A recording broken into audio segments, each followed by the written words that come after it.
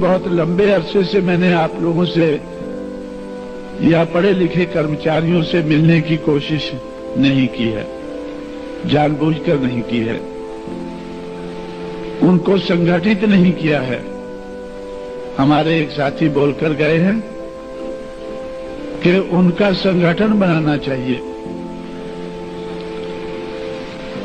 पढ़े लिखे कर्मचारियों का मुझे संगठन बनाना चाहिए। मैं समझता हूं कि आज भी मुझे उनका संगठन नहीं बनाना चाहिए। मैंने संगठन बनाकर देखा है और संगठन चलाने वाले बनाकर देखे हैं जो चंद सिक्कों में बिककर अपने समाज को बहुत बड़ी मुश्किल में डाल चुके हैं।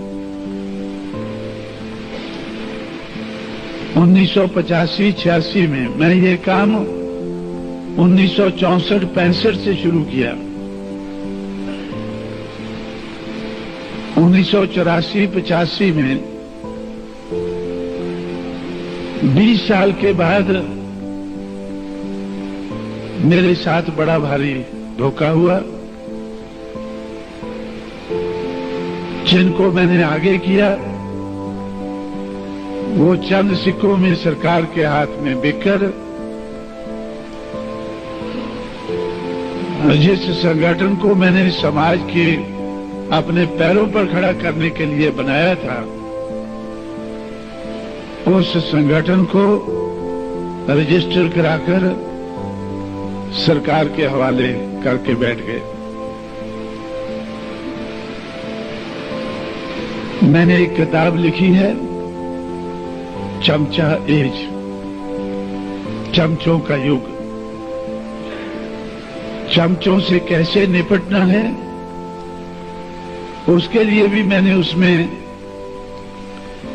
उपाय लिखे। एक उपाय है, hit the hand that operates the चमचा। चमचों से मत उलझो, चमचों को मत तोड़ो, क्योंकि अगर एक चमचा मैंने ऐसा है उसको हट किया वो टूट जाएगा तो हमारा दुश्मन दूसरा चमचा उठा लेगा। हमारे समाज में चमचों की कोई कमी नहीं है, वो दूसरा उठा लेगा, उसको हम तोड़ेंगे तो फिर वो और तीसरा उठा लेगा। लेकिन अगर जिसने ये चमचा उठा के इस्तेमाल किया है अगर उसको इधर मारें तो सोचकर उठाएगा दूसरे को। अगर दूसरे को उठाता है फिर इधर लगे तो फिर तीसरी बार कोशिश नहीं करेगा। आइए इसको, इन लोगों को उठाने से तो मुझे जो चोट लगती है इनको उठाने से लगती, मत उठाओ इनको, पड़े रहने दो इनको। चमचा अगर ऑपरेट करता है तो खतरनाक है, अगर वो पड़ा रहता है तो कोई खतरनाक नहीं। इसलिए जो चमचों को उठाने वाले हैं उनको मैं हिट करता हूं, उनको जो यूज करने वाले हैं उनको हिट करता हूं। मैंने राजीव गांधी को हिट किया। जब 1985-86 में राजीव गांधी, अर्जुन सिंह, एसबी चौहान, नेहरू और अरुण सिंह, इन 5 आदमियों ने मिलकर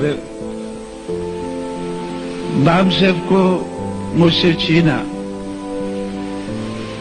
जिस बामसेफ को 1964-65 के बाद सोच सोच के दिमाग खोखला करके मैंने बनाया। 20 साल में उसको इस लायक बनाया कि अब मैं इसको इस्तेमाल करके अपने समाज को अपने पैरों पर खड़ा कर पाऊंगा। तो उन्होंने 110 मेरे आदमियों को तोड़कर 110 आदमियों को तोड़कर जो मैंने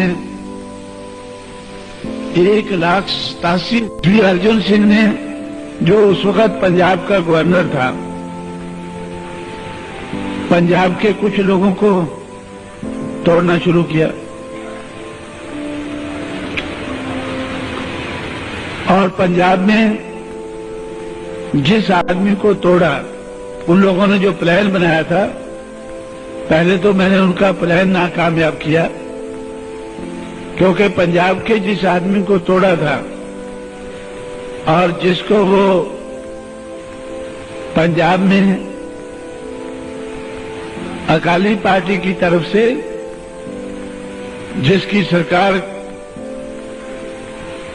कांग्रेस ने बनवाई थी, उसको वो मिनिस्टर रखने वाले थे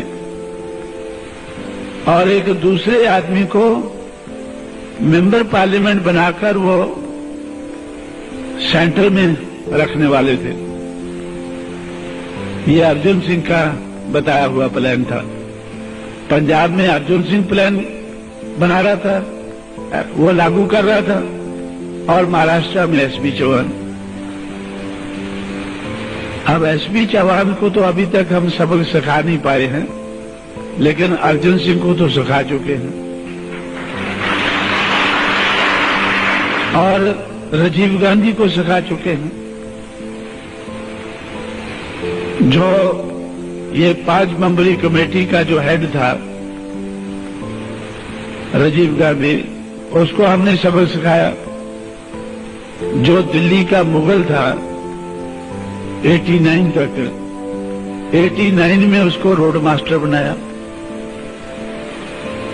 जब राजीव गांधी रोड मास्टर बना तो तब वो सड़क पर चलते फिरते मुझसे मिला करता था, तब वो अपना दुख रोता था। वो मुझसे कहता था कि कांशीराम, आपको क्या मिला? आपके सिर्फ 3 मेंबर पार्लियामेंट जीते हैं 89 में, और आपके कारण कांग्रेस के 74 हार गए हैं। आपके कांग्रेस के 74 हार गए हैं, आपके सिर्फ 3 जीते हैं। अगर आप मेरे साथ समझौता करके चुनाव लड़ते तो आपके 30 जीत जाते और मेरी सरकार बनी रहती।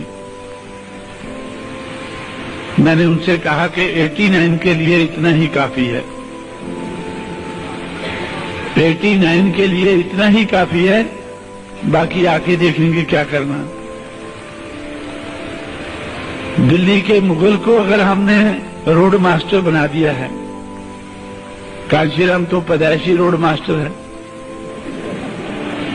तो कांशीराम को तो कोई फर्क नहीं पड़ता है। लेकिन जब दिल्ली का मुगल रोड मास्टर बनता है तो वो जरूर सोचता है कि मैं रोड मास्टर क्यों बनाऊं भाई। वो जरूर सोचेगा और कभी कभी मेरे से बातें करेगा रोड मास्टर की हैसियत से, दिल्ली के मुगल की हैसियत से नहीं। जब वो बातें करेगा तो वो मेरे दुख दर्द को समझेगा और मैं भी उसको समझा पाऊंगा। मैंने उससे कहा कि आपने मेरे 110 आदमी तोड़े हैं या नहीं तोड़े हैं, उनका मुझे पूरा रिकॉर्ड बताओ। 110 आदमी आपने मेरे कैसे तोड़े हैं? बाम साहब को आपने कैसे रजिस्टर कराया है?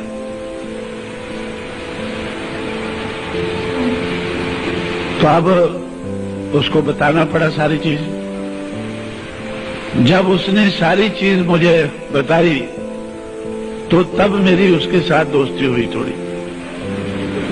सरकार ने जब बामसेब को तोड़ा, जब सरकार ने बामसेब को मुझसे छीना, तो वो क्यों छीना? क्योंकि बामसेब के लोगों ने सरकार को बताया कि कांशीराम समाज से पैसा इकट्ठा करता है और हमारे माध्यम से इकट्ठा करता था। उस वक्त तक सरकार, दिल्ली की सरकार ये सोचती थी कि कांशीराम को पैसा विदेशों से आता है। उस वक्त तक सरकार सोचती थी कि कांशीराम को पैसा विदेशों से आता है, लेकिन जब उसको पता चला कि ये तो इन टट्टुओं से पैसा इकट्ठा करता है, तो उन्होंने सोचा कि मेरे खिलाफ 200 पेपरों में अभियान चलाया पहली बार, खासकर जिन पेपरों में हमारे लोग निकालते हैं कि कांशीराम को पैसा मत दो, कांशीराम को पैसा मत दो।